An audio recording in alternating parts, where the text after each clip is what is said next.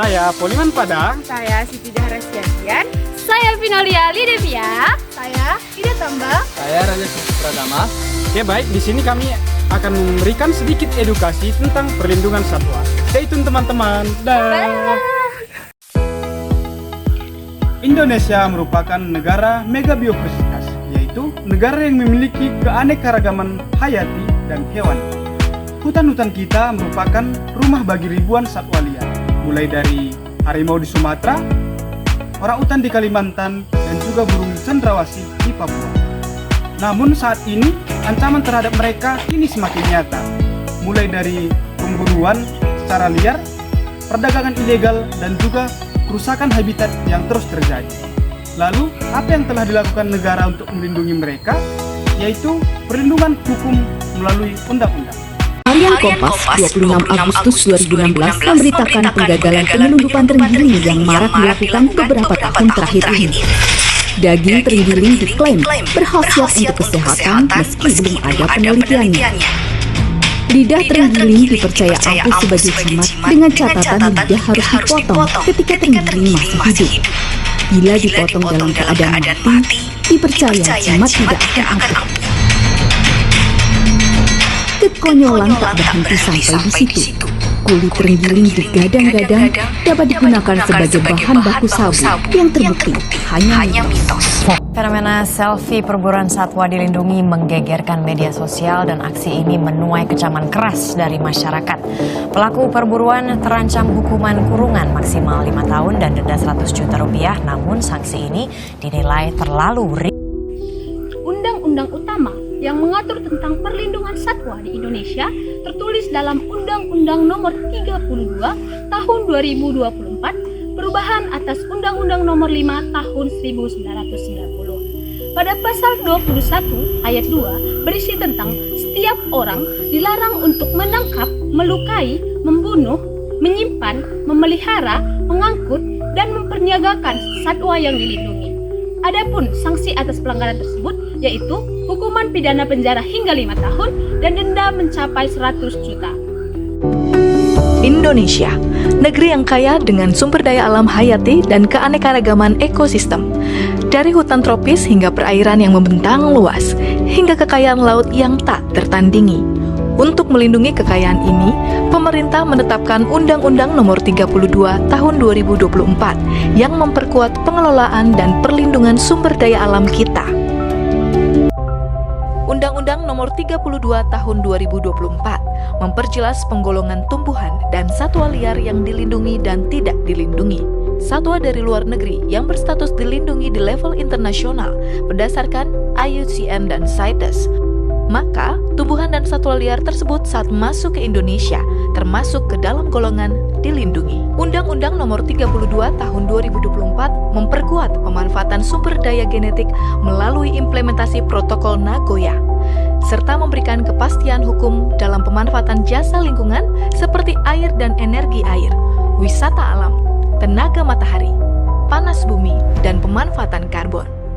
Satwa apa saja yang dilindungi? Berdasarkan Undang-Undang Nomor 32 Tahun 2024 atas perubahan Undang-Undang Nomor 5 Tahun 1990 tentang konservasi sumber daya alam hayati dan ekosistemnya, diantaranya itu ada harimau Sumatera, orangutan, gajah Sumatera, burung jalak Bali, kukang, dan masih banyak lagi yang lainnya. Nah, mereka dilindungi bukan tanpa alasan, melainkan mereka sudah terancam kategori punah. Peran mereka sangat penting dalam menjaga ekosistem kita.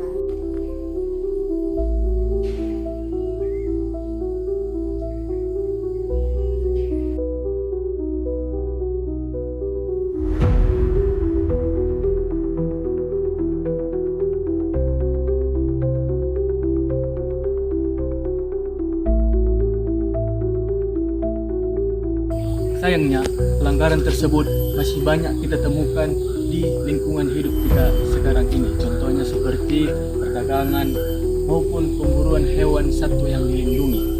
Perdagangan satwa liar adalah bisnis yang sangat menggiurkan bagi oknum-oknum tertentu. Di dalam kurun waktu beberapa tahun sebelum ini sudah banyak kasus-kasus tersebut ditangkap oleh pihak yang berwajib dalam menangkap atau mengusut sampai tuntas pelanggaran perdagangan maupun pemburuan satwa yang dilindungi.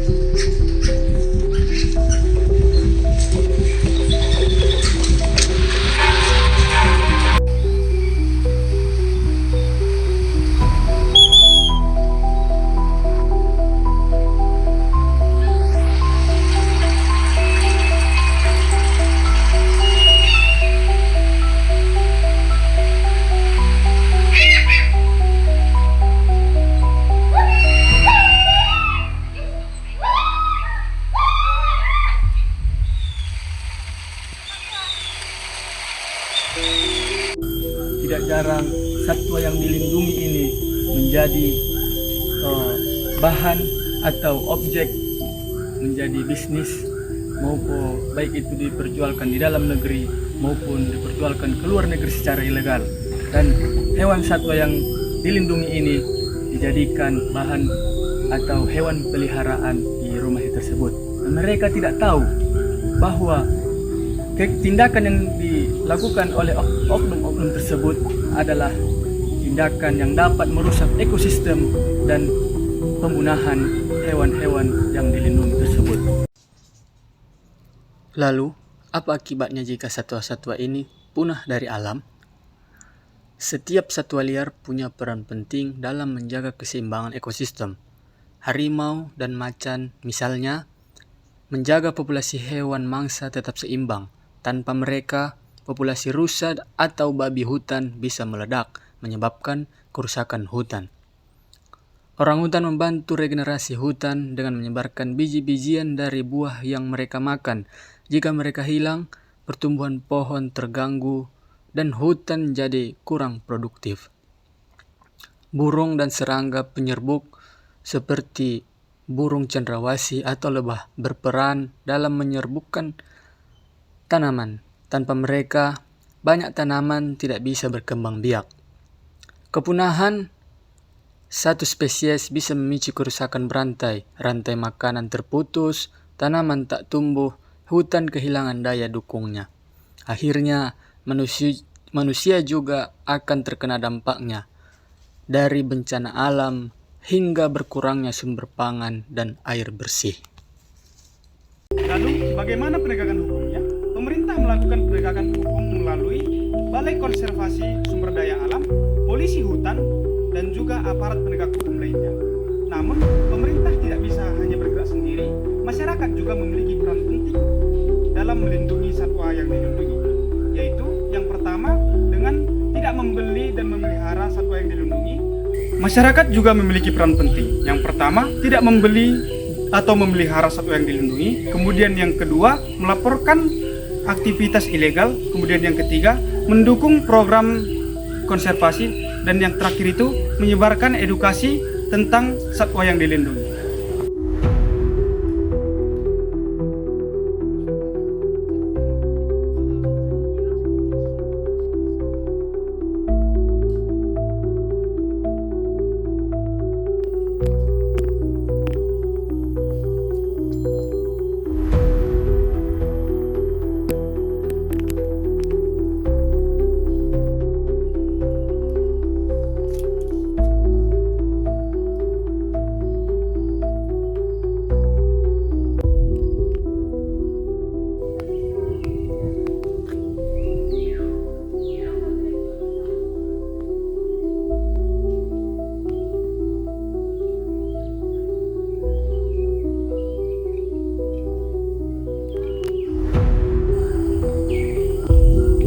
Berbagai organisasi konservasi, baik pemerintah maupun swasta, terus berupaya untuk melestarikan satwa liar.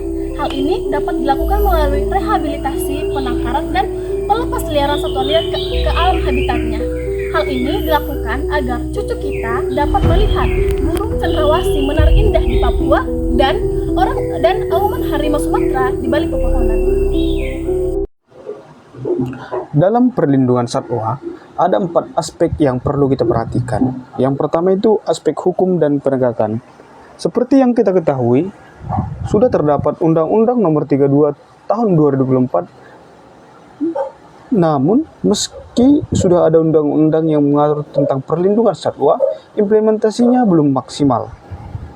Kemudian, sanksi tidak memberikan efek jera, di mana hukuman yang diberikan tidak cukup berat atau tidak konsisten, sehingga tidak menimbulkan efek jera. Yang kedua itu aspek sosial, di mana dalam hal ini hewan-hewan atau satwa yang dilindungi dijadikan sebagai hewan peliharaan. Banyak masyarakat yang masih menganggap hewan langka dan dilindungi sebagai hewan eksotis untuk dipelihara, sehingga permintaan terhadap satwa ini terus ada. Kemudian aspek yang ketiga yaitu lingkungan, di mana rusaknya ekosistem lingkungan.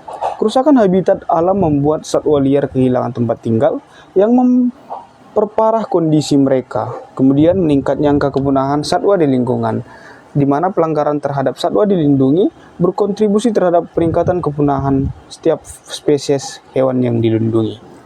Kemudian aspek yang keempat yaitu aspek ekonomi, di mana dalam hal ini merupakan bisnis yang menjanjikan.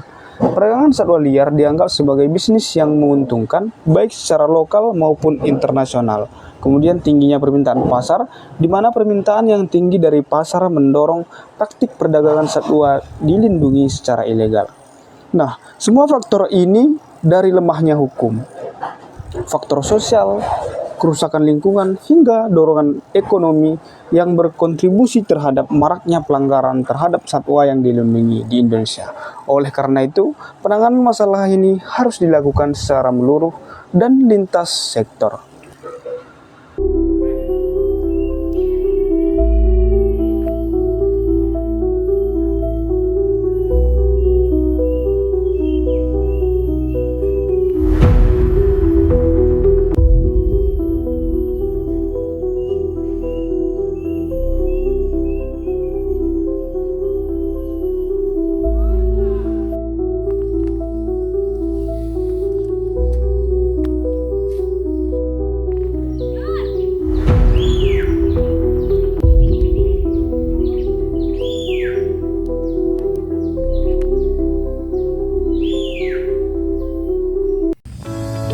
Melindungi satwa bukan sekedar soal hukum, melainkan menjaga warisan alam, menjaga keseimbangan, dan menjaga kehidupan itu sendiri. Bersama kita bisa menjadi suara bagi mereka yang tidak bisa bicara. Lindungi satwa mulai hari ini.